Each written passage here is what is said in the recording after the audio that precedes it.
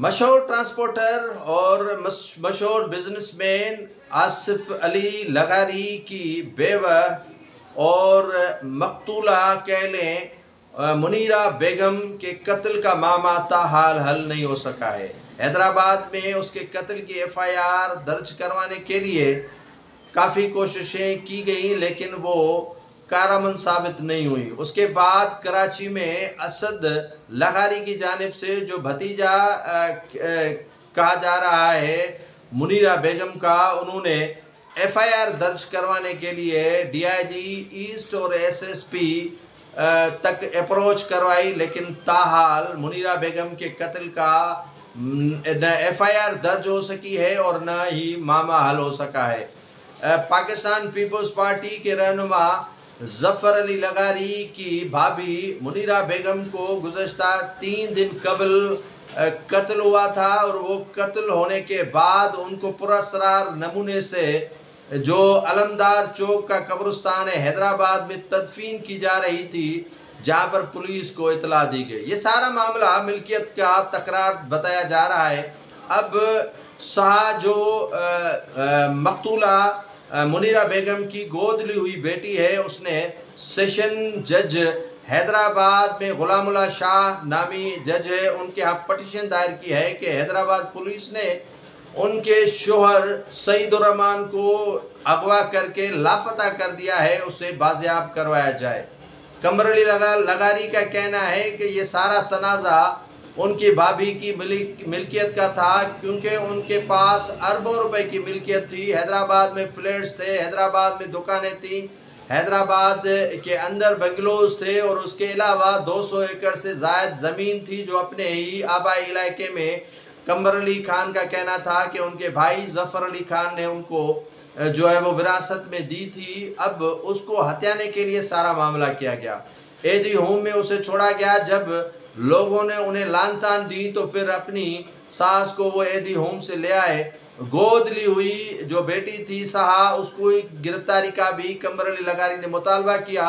कमर अली लगारी का कहना था कि ये वो हमारी भाभी थी जो हमारे खिलाफ जो है वो उकसाने पर एफआईआर अदालतों का चक्कर लगा रही थी और हमारे खिलाफ मुकदमे दर्ज करवा रही थी और हमें अदालतों में घसीट रही थी, लेकिन उसे टार्चर देकर जो है वो अपने जो दामाद थे उनके सईदुर्रहमान और उसकी जो मुंह बोली बेटी थी या गोद ली हुई बेटी थी, उसने कत्ल करवाया है। दोनों जो बिरादरी है लगारी बिरादरी, उनके दरमियान तनाज़ा हुआ है अब मिल्कियत का। जो आसिफ अली लगारी जो भाई थे जफ़र लगारी के, वो छोड़कर चले गए थे और उसके बाद जो है वो उसने बेटी ली हुई थी गोद, और उस बेटी के जो गोद लेने के बाद सारी जो मिल्कियत थी उसके नाम कर दी थी और सारी मिल्कियत जो है वो उसके नाम बटोर दी थी और सारी मिल्कियत के साथ साथ वो चेक्स थे और जो बेंगलोज थे, वो सारी जो इमलाक थी वो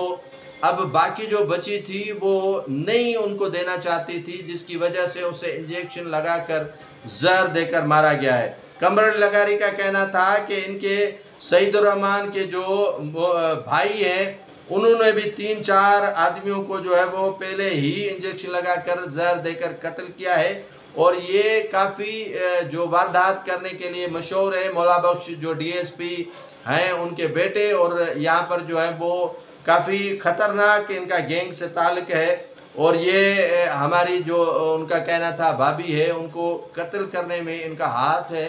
लेकिन पुलिस जो है वो डीआईजी ईस्ट अजफर मैसर और एसएसपी जो मलीर आता है वो, और यहाँ हैदराबाद तक जो है वो पुलिस मुकदमा दर्ज इसीलिए नहीं कर रही है जब तक मेडिकल रिपोर्ट नहीं आती। तब तक मेडिकल रिपोर्ट आने के बाद ही मुकदमा पुलिस का कहना है दर्ज करेंगे। लेकिन जो भतीजा है मुनीरा बेगम के असद लगारी, वो एफआईआर दर्ज करवाने के लिए कई बार जो है वो इंतज़ामिया से रब्ता कर चुके हैं, लेकिन इंतज़ामिया जो है वो एफआईआर दर्ज करने से मुकम्मल गुरेज़ा और लाताल्लुक़ बनी हुई है। अब मामला हल नहीं हो सका है कि मुनीरा बेगम को जहर देकर मारा गया है या वो अपनी तबई मौत मरी है या जो है वो उसे जो है वो टार्चर देकर मारा गया है। लेकिन ये मामला तब हल होगा जब इनकी मेडिकल रिपोर्ट मुकम्मल तौर पर आ जाएगी।